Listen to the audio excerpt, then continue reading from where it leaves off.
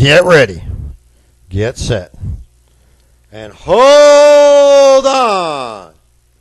It's going to be one heck of a ride. Good morning. Welcome to Freedom Friday.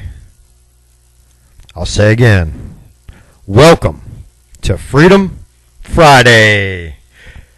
And you are listening to the Mouth of Matuszak show, where you get to hear my mouth and the mouths of anyone else who calls in for the better part of the next hour. Oh, who am I?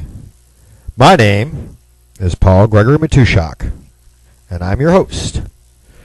And without further ado, let's welcome our Friday and a little gift of freedom from freedom of expression from comedian Steve Crowder and music guru, god, producer extraordinaire Chris Lash, otherwise known as Powdered Zombies, saying good morning to Mr. America. Mr. America, look what you've done. Yeah, looking at the country is not what I intended. Gotta start to make a change before the never-ending story of a failed nation runs straight out of luck. Like $1 million Tyler Perry movies, you suck. All you little have life, you're still selfish and want more voting in your self-interest now instead of the core principles that made this country both honest and true. Free to speak, worship, pursuit of your happiness too. With all the money you fly, you gon' be needing a big freeze. Hate the size of the Fed like Jesus hated the fig tree. As the spending goes up, you gotta borrow some more. Borrowing from the Chinese like, oh my lord. Instead you just tax more, you're increasing the size of the federal government. Yeah, the Georgia surprise, you'll be done like Detroit. Man, no, you ain't coming back. Forget it, I'm out, I'm muzzle loading. Mr. America, look what you've done. You trade your liberty and sovereignty for lies and promises. Mr. America, don't you run away. You pick up pieces up and face the problems, you'll be great again. I got tired of rolling over in my grave every day, making a monarchy of my beloved US of A. You little glitches need reminding of what we were before, and the sits that led us up to revolutionary war. High taxes to the throne without a voice of our own. Rule top down from the crime we wanted left alone. Oh, y'all so soft, you're taking it year after year. We were fighting red coats while we're brewing our beer. Now I'm drinking, spitting ciphers through a grill made of wood. That's how it all went down in G-Dub's neighborhood. Packing cannon balls like powder hammers with cock, lock, click, clack. The loss of backs with the attack class like rock. The chicken littles who don't know me, listen, don't let it twist. We kick the A's of the B's for much less than this. So don't deny the historical climbing out of the mud. Follow me, believe this creed, plant the seeds and be free. America, look what you've done. You trade your liberty and sovereignty for lies and promises. Mr. America, don't you run away. You pick up pieces up and face the problems, you'll be great again. On the warrants at 8-5 when it's really at 12. Hear me, classes in session, you can't be safe by the bell. What happens when you keep printing more dough? Both parties have gone green like their name was Al Gore. Yeah, but right now you're high. Hey, ain't you big hitter? But now I'm back from the dead. I'm bringing back all my knickers. What, knickers? No, it's okay. I can say knickers because I wear knickers. Man, you think I say that? What's wrong with you? I'm just talking about my show back in. I rock with my shoe. But let's go back to the first point I was trying to make. The degradation of our freedoms and a country at stake. The government's getting grand while private sector grows smaller. Pour one out for your homies, cause here comes the cold water. Unemployment still rising, our debt's growing still. The only change you're gonna get is being left with the bill. Mr. America, look what you've done. You trade your liberty and sovereignty for lies and promises. Mr. America.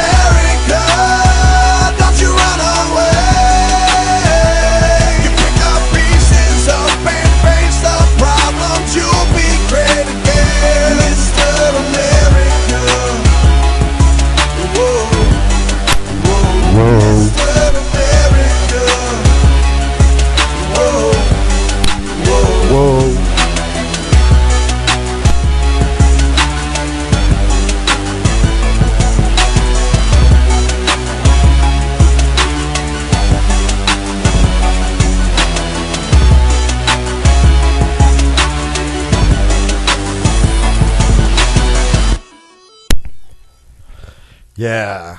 Couple lines of that song dealing with the U3 and U6 unemployments there. You know, reporting unemployment in 8 when it's really a 12. Of course, that would be the U6. And that was a couple of years ago. Unemployment is not still rising. It's kind of falling a little itty bit by a little itty bit.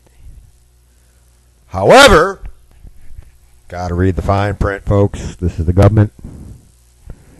The government that does a 1,000-page piece of legislation connected to 500 pages of amendments with a whole bunch of fine print little earmarks.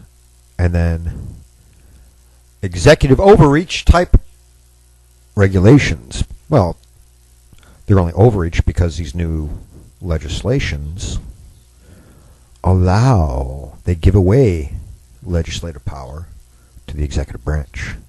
But we're not going to delve deep into that quagmire on this Freedom Friday. No, not the quagmire of the executive overreach. But it's plain. It's out there, folks. That's how they do it. And no, I'm not going to start setting examples because this is only an hour-long show. It'll take me hours and hours and hours to get through every example I could come up with. And I know some idiot out there is going to say, name one. Okay, I'll name one. The Patient Protection and Affordable Care Act, which was almost 3,000 pages long. It was only about 2,700. Yeah, I round up. 7 rounds the 2 up to a 3. Got it. Then you add all the regulations coming out of HHS, IRS, DHS, ABCDEFG, LMNOP, XYZ that are affiliated with it. Of course, they all work for the president, which means all their regulations are really the president's executive orders, or they carry the weight thereof. So there's just one piece of legislation. So let's not argue that this morning. It's kind of a fact. Whether it's good or bad, I'm not stating it. I'm just stating that is what happened. It's a fact. But we are going to talk about the latest unemployment report. According to this morning's report for the month of August, unemployment dropped from a 6.2 to a 6.1. Sort of. They round, folks. Or they truncate. Depends on how you look at it. But it was just barely over 6.2. And now it's dropped to enough where if they round it down to a single decimal point, it's 6.1, where it's really like 6.1493 or something crap like that. I haven't done the math yet. But when I do and get up with that exact number, or a closer number, or one that goes out to a few more decimal points, we'll see exactly how true that is. But they love to use little terms like little changed, or slightly down, or relatively unchanged, which means it's changed. It's either gone up or down slightly. And there's a lot of stuff in here, folks. And it makes it look like things are getting a little bit better, when in reality, things are just the same. Long-term unemployed are relatively the same. They're going to say it dropped, but that's a misnomer. They're talking about the number of jobs created like it's a good thing. They're saying that there were 142,000 new jobs created. Look, if they had started job creation just after we hit the bottom trough of this recession, to get back in the positive within a couple of years, it would have taken 150,000 minimum average per month. We're still way low. We haven't been able to get to there. Right now, in order to get back to where we were before the recession hit, by the time the next president gets signed in January 2017, we would need to create on an average of almost 400,000 jobs a month. That is how far behind we are. So, are we out of the woods? Are we recovered? Are we even in a recovery? Not really. We're more like in a stagnation. Slightly above the trough, but nowhere out of the dip. We're up above the bottom of the ravine, but we're not out of the ravine. We're not even halfway out of the ravine, which is bad. But folks, the 6.1 U3 number, which is a little bit misleading. Of course, if you look down at the people who are employed part-time, that has stayed about the same, according to the report. So it remains little changed at 7.3 million individuals, which means that their hours were cut back, or they lost a job and took whatever they could get in a part-time, which makes up the U6 rate. It means the U6 rate is well over 11%, which is bad. The number of people marginally attacked was down very slightly. But this is a little bit misleading. Really quick, because I don't want to spend the whole show talking about this, because I used to write about my analysis on the report every month, and I stopped because I got sick of month after month after month looking at it and going, okay, things really are not changed at all. They say they changed a little bit, but when you really look at the numbers, this little bit of good news they're saying with the U3 going down is actually bad news, because the labor force shrank. Fewer people are willing to work. So unemployment didn't drop. You just had people quit and give up. And that was kind of the way it went. Well, let me give you a little bit of a story of somebody I know.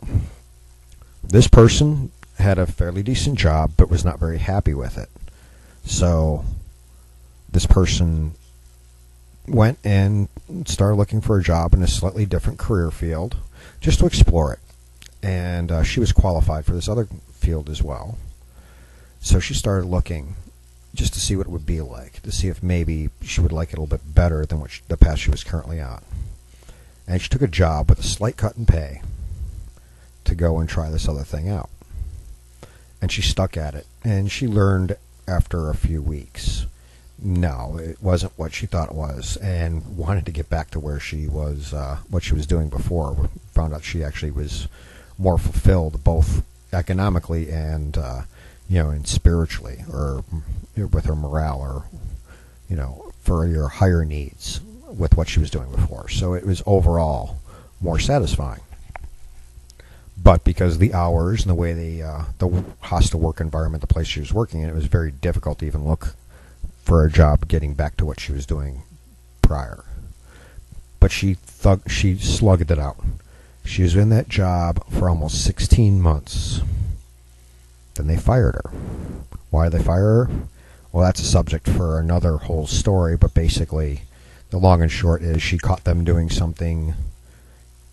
She caught somebody there doing something illegal, and she reported them to the authorities, which she was legally bound to do by the laws in the state she lives in. So she did the right thing and the legal thing, and they fired her for it. So she found herself unemployed. She then applied for unemployment, but because of where she worked didn't pay into unemployment, so she didn't qualify for unemployment. So because she didn't qualify for unemployment, she was not listed as unemployed. In fact, when she quit her previous job, and because she didn't file for unemployment then, but she went straight into another employment gig, she was actually dropped. Well, she was considered employed because she had a job. But as soon as she became unemployed the second time, because this place didn't qualify as some place that paid into unemployment, so she didn't qualify for getting unemployment because of that, when she got fired from that second job, she went from being employed to being listed as having dropped out of the workforce back when she left the first job. So suddenly her statistic number changed. She was never in the unemployment numbers, never counted for the U3 unemployment. So when she went and started looking for the job that she has now, she went and, and that was, she started that immediately and dumping her resume out and everything else. Well, according to the government, at that point, she went from not part of the workforce to rejoining the workforce, even though logic says she was unemployed. She lost one job and was looking for another and had another within a couple of weeks, or actually about a month. A little bit over a month, make that about 5 weeks. But still, instead of being listed as unemployed for that month, for the month of August plus a good chunk of the month of July, instead of being listed in the unemployment numbers there, she was listed in the returning to the workforce numbers. That is how the Bureau of Labor Statistics screws up and falsifies their report. That's just one example. And that's how they do things, folks. So not everybody who's listed as rejoining the workforce is really rejoining the workforce. They were unemployed and actively looking for a job, but if they were working for some kind of a 501 organization that doesn't pay into unemployment, or if they were listed as an independent contractor or some other bullcrap employment situation, then when they go and look for full-time employment elsewhere, they're considered rejoining the workforce, even though they never left it. So the numbers are skewed, folks. Well, that's enough of our hard rant against, well, not really against, but explaining this whole economic situation and employment. Those of you who are working need to turn around and realize that today is Friday, Freedom Friday. So tighten up all those loose ends, tie them off, get all those tasks done for the week. If you still have time left in your work day, start getting to work on next week's stuff to kind of give yourself a head start. And when the work day is done, look back and think, I accomplished all of this. I rule. I'm awesome. I mean you. And then go and enjoy the fruits of your labors for this weekend, because that's what it's all about, folks. You can hate your job or barely tolerate your job as long as you can look back and say, I accomplished something, I earned something, I earned this paycheck, and then you pay off all your bills, and then you have a little bit left over, and you enjoy it. Whether it's saving up and enjoying something larger, or doing a little bit to enjoy a little bit now, your choice, or some combination thereof, or just having the time off, and you do save it up, and doing things that are relatively inexpensive to enjoy that time off. You've earned your time off because you've sold that portion of your life as well as your skills and your labor through the week to pay for your living, so to speak, your living expenses. So those of you who are at work, those of you who are part of the 93.9% of the labor force who are actively working and producing and contributing to society instead of leeching off of it, enjoy your weekend. Speaking of the weekend, for those of my listeners who don't know, I am not Christian. Shocker. I'm a